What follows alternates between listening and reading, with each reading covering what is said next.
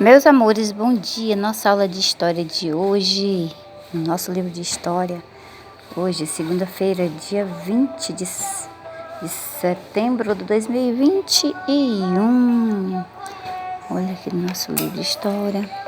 A aula passada foi sobre o abastecimento da água, que tem no livro, que teve alguns livros que não foi igual o meu, ok? Mas tem problema não, deu certo também. Tem outra aula sobre patrimônio, foi? Aí deu certo, todo mundo faz, graças a Deus.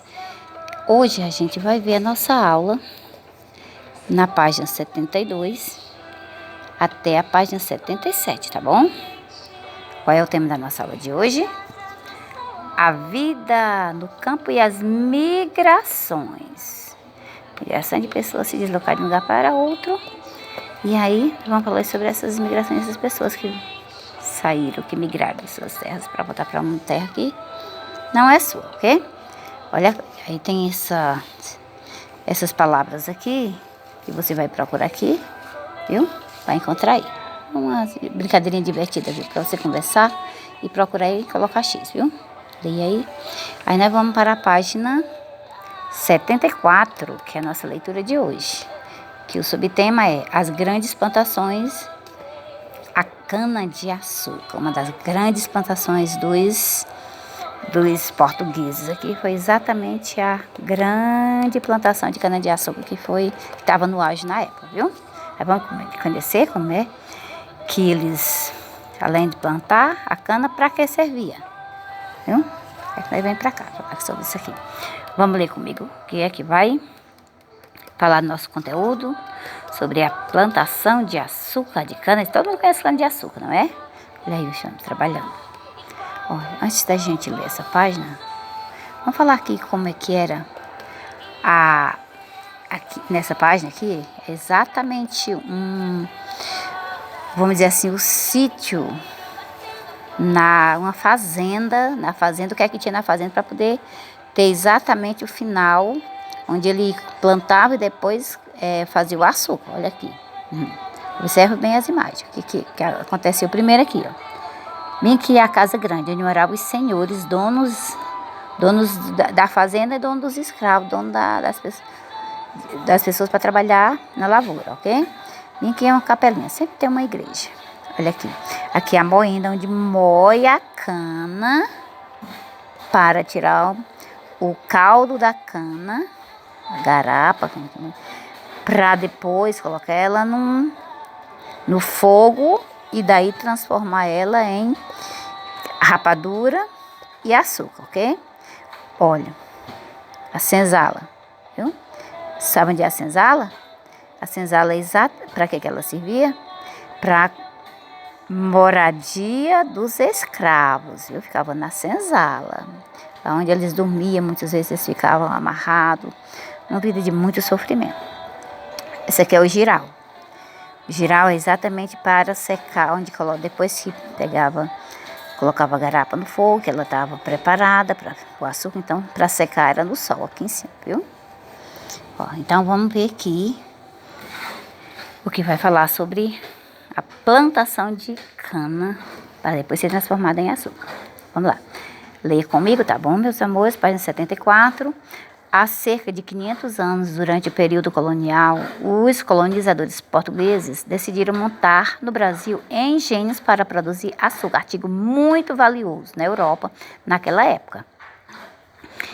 Algumas regiões que hoje fazem parte do Nordeste brasileiro apresentavam clima e solo muito bom para o cultivo da cana-de-açúcar. Por isso, o Nordeste foi pioneiro da cana-de-açúcar, viu? E esse negócio prosperou bastante, viu? Boa iniciativa para enriquecer os portugueses lá na Europa, na Portugal.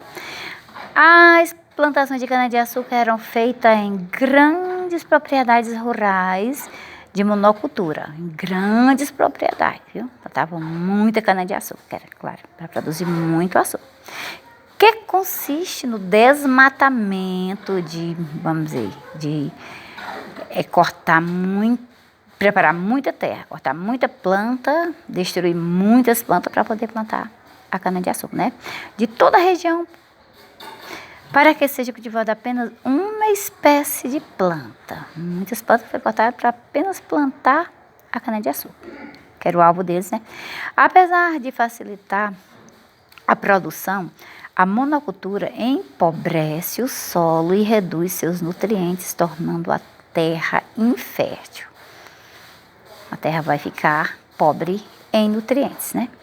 Para trabalhar nas plantações e nos engenhos, os portugueses escravizaram populações africanas que eram enviadas ao continente americano por meio de um intenso tráfico de pessoas.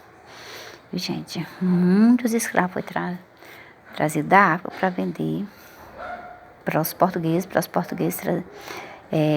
fazer eles escravos no Brasil, além de trabalhar muito pesado, muito triste a vida dos escravos. Hoje ninguém das pessoas não quer nem trabalhar, imagina ser escravo, viu? Sem ganhar nada. Escravo não é trabalhar sem ganhar nada e ainda ter que obedecer ao seu servo, o seu senhor. A venda do açúcar na Europa e o comércio de pessoas escravizadas davam muito lucro a Portugal e aos comerciantes.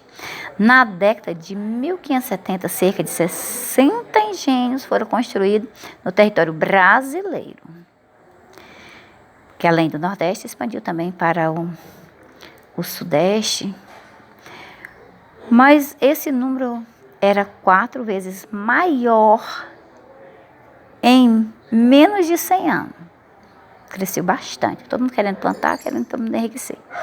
Apesar de passar por diversas estabilidades no mercado, a produção de açúcar sempre esteve entre as mais importantes atividades da nossa economia colonial. Era uma atividade muito importante, viu? O cultivo da cana-de-açúcar, claro, porque o açúcar era muito valioso. Depois foi perdendo um pouco do valor, que hoje 1 quilo de açúcar está bem baratinho, mas na época era muito caro, viu? Agora nós vamos aqui para a página 76, ok? Passa a atividade da página. Vamos ler comigo? O trabalho na lavoura. Agora, como era o trabalho na lavoura? Lê. Nas plantações de cana-de-açúcar, os africanos escravizados realizavam atividades pesadas, como derrubar mata, preparar o solo, plantar e colher a cana, cortar lenha, construir cercas e poços. Tudo era a cargo dos africanos. Eles dormiam amotinados na senzala. Eles dormiam tudo lá no chão, a coisa mais horrível. Que a senzala era o local onde morava, sem nenhuma condição de higiene e nenhum conforto. Os coitadinhos dos escravos.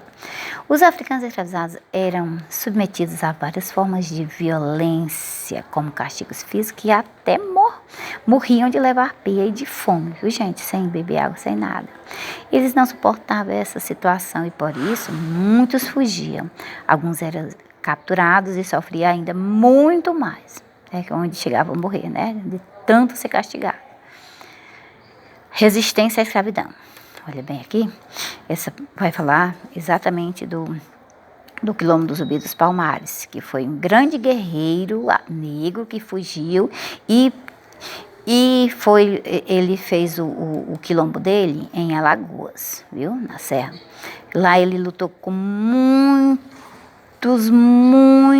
guerreiros que viviam à procura de escravos, e ele destruiu muita gente desse quilombo, e muitas pessoas de escravos de onde tinha fazenda fugiam e iam para o quilombo do Zumbi dos Palmares, chamado Zumbi dos Palmares, e lá eles se refugiavam. E lá foi, vamos falar assim, um grande exército de negros fugitivos que não queria mais sofrer tanto nas fazendas, fugiam todos para o Zumbi dos Palmares. Ficou muito famoso na época, viu? Depois, olha, ele foi extinto, Palmares existiu por cerca de 90 anos, até ser destruídos em 1694 por uma expedição de bandeiras. Os vinheiros bandeiras e esmagaram todos, fizeram uma armadilha muito grande em volta do Zumbi do Palmares e de seu quilombo todo, então destruíram. E aí foi o fim deles, mas depois foram libertos os escravos, né? Com muita luta, com muita persistência e com muita batalha até dos brancos para poder acabar com a escravidão no Brasil, e acabou de uma forma parcial, mas ainda hoje a gente ainda tem alguns escravos, não como era antigamente, viu? Aí vocês vão fazer essa atividade aqui. E essa também, página 77, meus amores. E até a nossa próxima aula, meus queridos. Tudo de bom pra vocês. Um cheiro da tia, tá bom? Tudo de bom.